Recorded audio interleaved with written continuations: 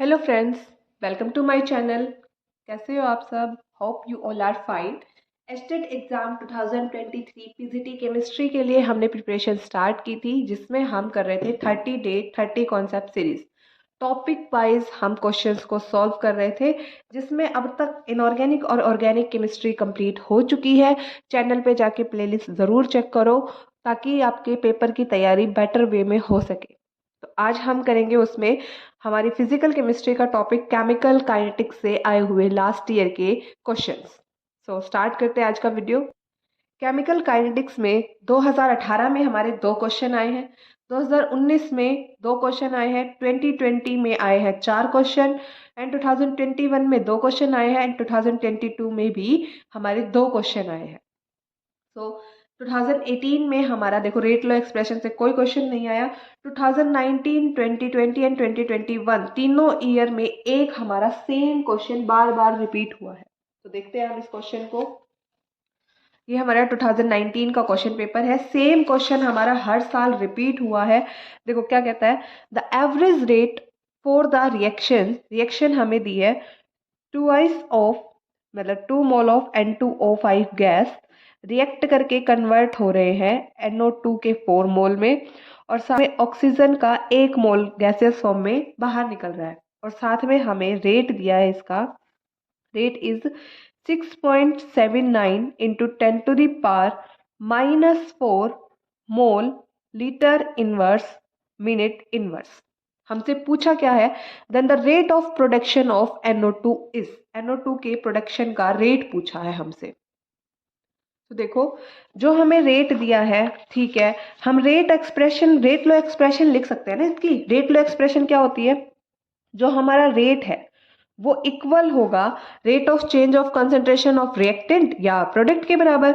अगर हम रिएक्टेंट के टर्म में लेते हैं तो हम लिखते हैं rate of change of concentration of reactant मतलब N2O5 with respect to time.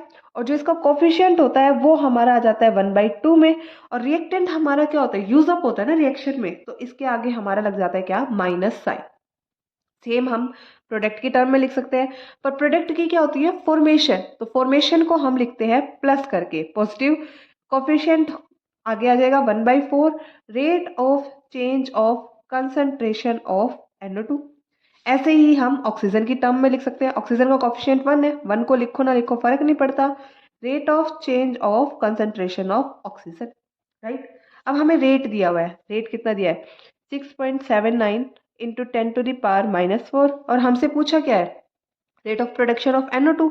तो हम NO2 वाली टर्म को इक्वेलेट कर देंगे इसके साथ, rate of change of concentration of NO2। इसको सॉल्व कर लेंगे हम, 4 से मल्टीप्लाई करेंगे, 6.79 इंटू 10⁻⁻⁴ मल्टीप्लाई बाई 4, ये हमारा क्या आ जाएगा, rate of change of concentration of NO2 या फिर बोले rate of production of NO2। जब इसको कैलकुलेट करोगे तो वैल्यू आएगी 27.2 इंटू 10⁻⁻⁴। यूनिट तो वही रहेगी ना जो इसकी है, mole litre inverse minute inverse. Option check करो। According to the option third थोड़ा सही बैठ रहा है, बस इसने क्या कर दिया, थोड़ा चेंजिंग कर दिया, सिर्फ ये पॉइंट को शिफ्ट कर दिया। हम भी कर लेते हैं। 27.2 को अगर मैं 10 से मल्टीप्लाई 10 से डिवाइड कर दूं तो कोई फर्क पड़ेगा, कोई खास फर्क नहीं पड़ेगा। सिर्फ क्या होगा, पॉइंट को हम शिफ्ट करा देंगे, ये हो जाएगा 2.72, और ये 10⁻1 ये 10⁻⁻4 क्या हो जाएगा, चेंज होके 10⁻⁻3, राइट।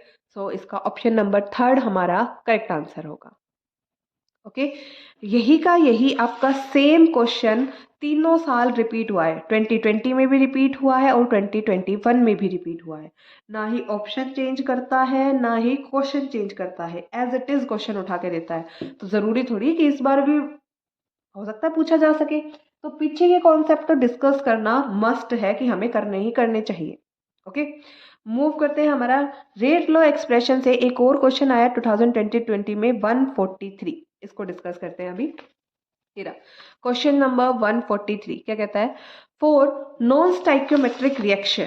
नॉन स्टाइक्योमेट्रिक रिएक्शन क्या होती है, जरूरी नहीं है कि जो यहाँ पे दिखे मतलब concentration raise to the power जो हो वही हमारा क्या हो, ऑर्डर हो। ऐसी रिएक्शन क्या होती है, non stoichiometric reaction. Non-stoichiometric reaction of following kinetic data were observed in 3 separate experiment. 3 experiment किए गए, उनमें ये डाटा ऑब्जर्व हुआ है, sorry. So rate of the reaction क्या होगा, हमसे ये पूछा है. डाटा देखते हैं एक बार ध्यान से. देखो क्या दिया है, हमें दिया है 3 एक्सपेरिमेंट, राइट, जिसमें हमें इनिशियल कंसंट्रेशन ऑफ ए मतलब ये रिएक्टेंट, बी भी रिएक्टेंट है, हमें दोनों की इनिशियल कंसंट्रेशन दे दी और रेट दे दिया, राइट. इस डाटा पे फोकस करो. देखो इसमें हमारी इनिशियल कंसंट्रेशन है 0.1 मोलर, बी की भी 0.1 मोलर है और रेट हमारा ये है. सेकेंड एक्सपेरिमेंट देखते हैं, हमारी ए की कंसंट्रेशन को रखा गया है कांस्टेंट और बी की कंसंट्रेशन को कर दिया गया डबल, राइट. 0.1 मोलर से 0.2 मोलर कर दिया. तो रेट देखो, रेट में कोई भी चेंज नहीं आया, रेट रह गया हमारा सेम.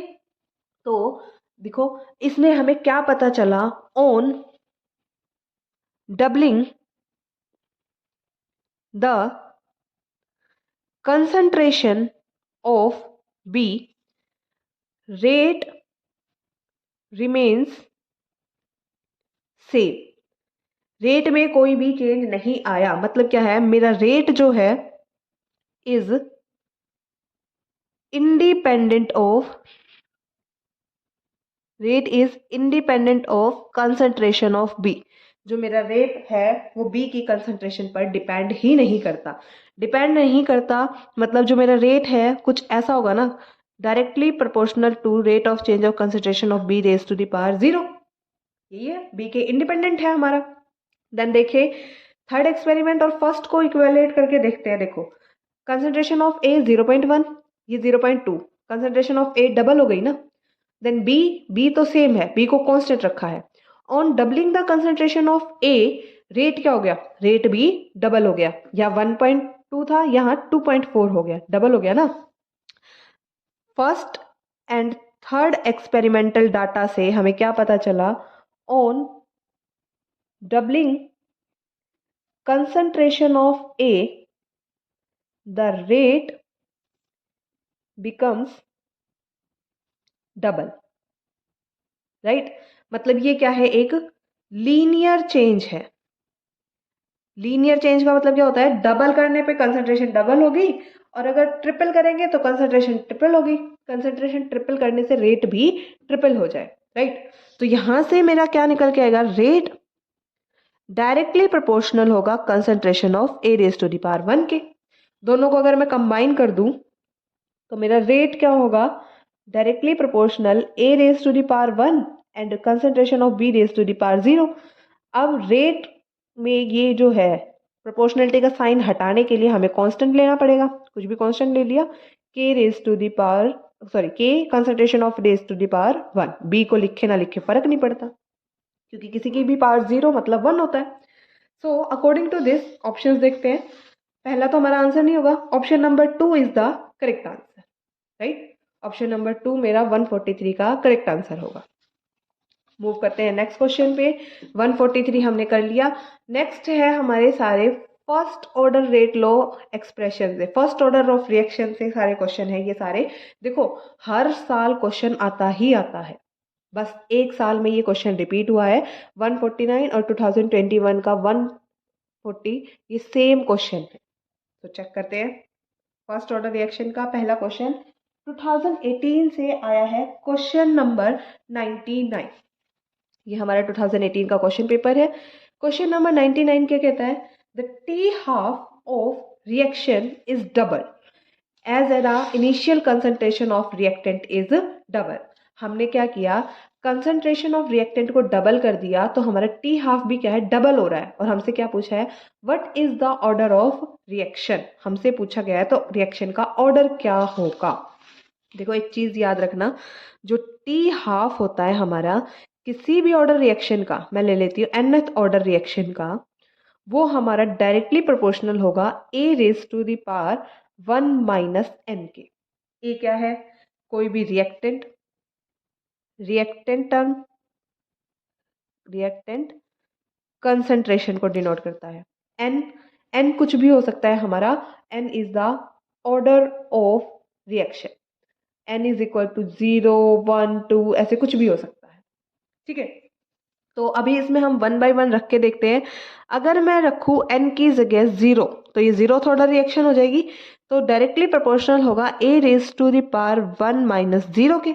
मतलब जो मेरा t हाफ होगा वो डायरेक्टली प्रोपोर्शनल होगी a raise to the power 1 के। अगर मैं इसमें a को डबल करूंगी तो मेरा t हाफ डबल हो जाएगा, a को ट्रिपल करूंगी तो मेरा t हाफ ट्रिपल हो जाएगा, क्वार्टर करूंगी मतलब 4 से मल्टीप्लाई करूंगी तो ये भी क्वार्टर हो जाएगा, 1/4 करेंगे तो 1/4 हो जाएगा, राइट। तो ये हमारा लीनियर चेंज है। आंसर हमारा डायरेक्ट इसी से आ गया 0 रखने से। अगर इसमें ये अभी अभी आंसर नहीं आता तो हम 1 बाय 1 सारी डिजिट्स रख के देखते। तो ये हमारी होगी 0 order reaction. Question number 99 option number 1 मेरा इसका करेक्ट आंसर होगा। Okay, let's move to the next question.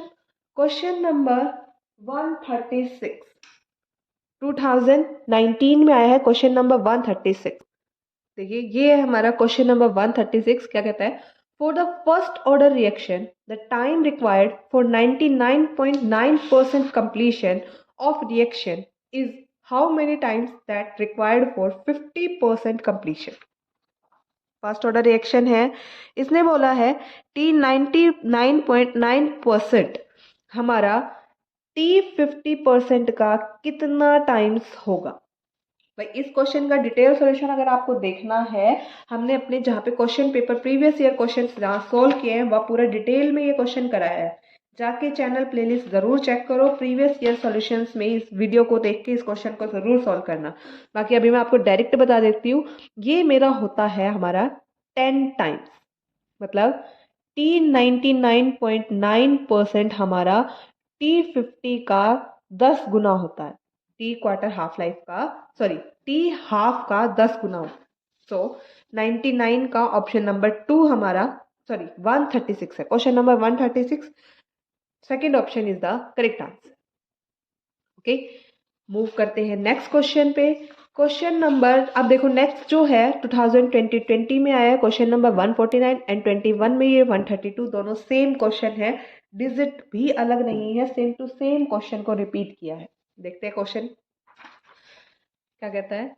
75% of a first order reaction was found to complete in 32 minutes, when will be 50% of the same reaction completed. देखो ध्यान होना चाहिए आपको, जब हम फर्स्ट ऑर्डर रिएक्शन पढ़ते हैं T50 या फिर बोले इसी को हम बोलते हैं T half of a reaction होता है 0.693 divide by K। K is the rate constant.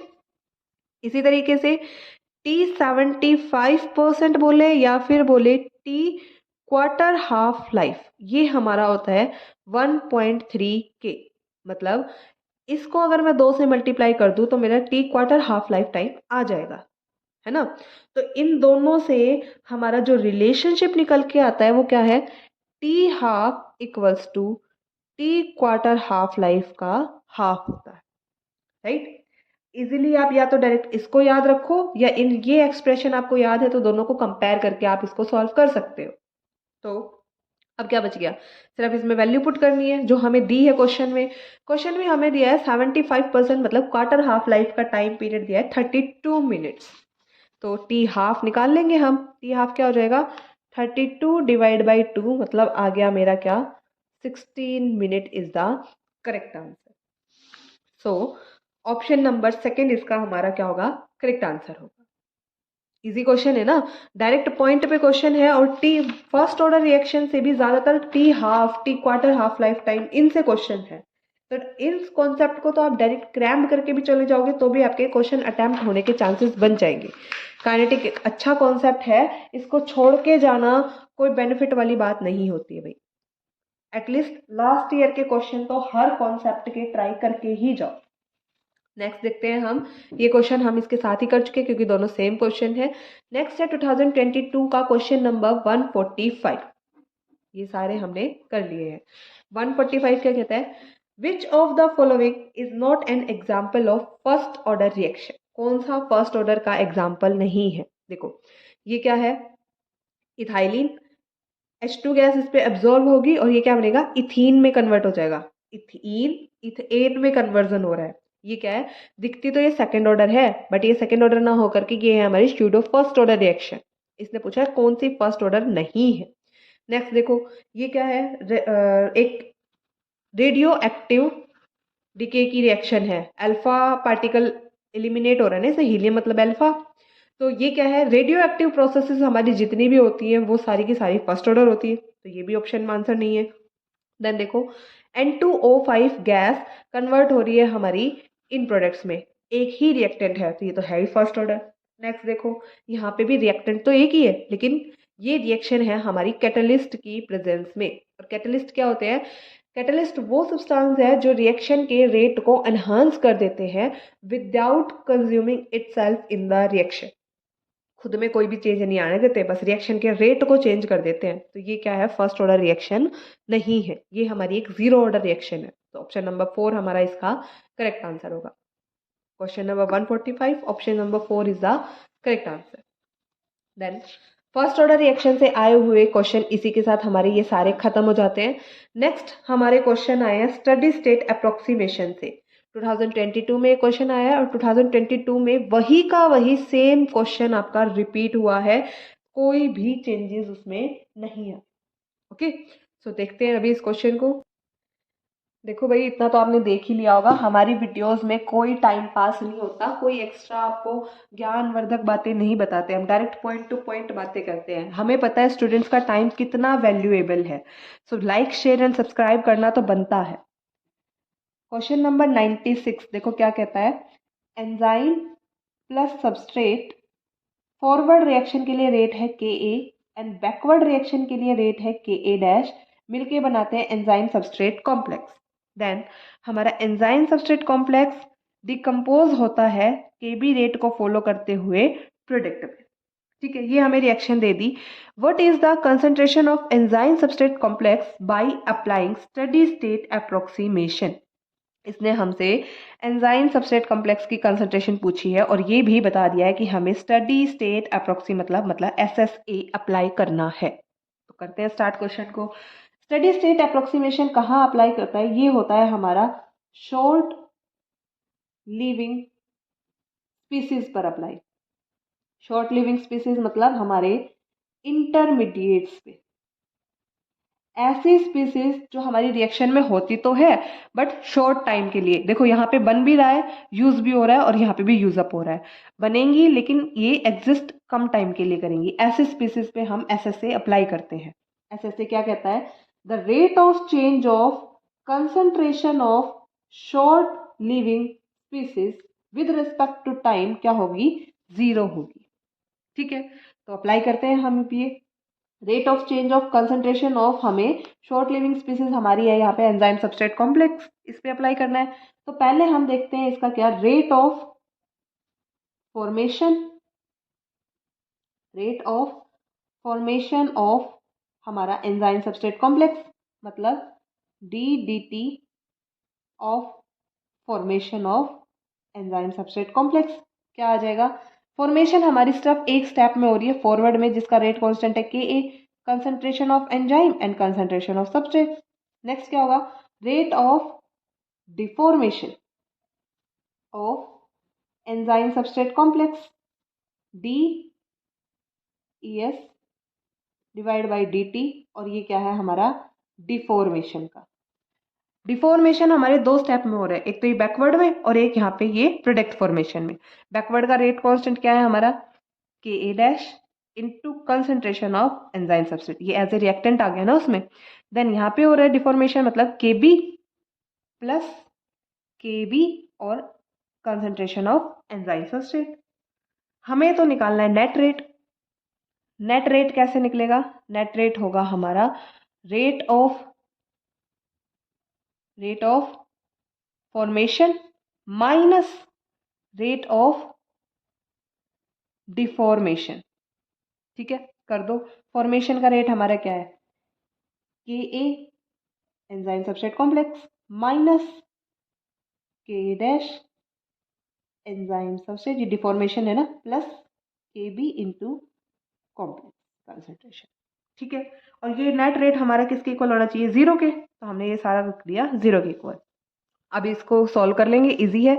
इस पूरे फैक्टर को इधर ले आए हम, के ए डैश, और साथ में हमने इस टर्म को कॉमन ले लिया, प्लस के बी, और यहाँ पे concentration of enzyme substrate complex, sorry भाई ये अलग अलग था, हमने गलती से एक साथ लिख दिया। यहाँ पे देखो ये दोनों कंसंट्रेशन अलग अलग हैं, equal to k A concentration of enzyme and concentration of substrate.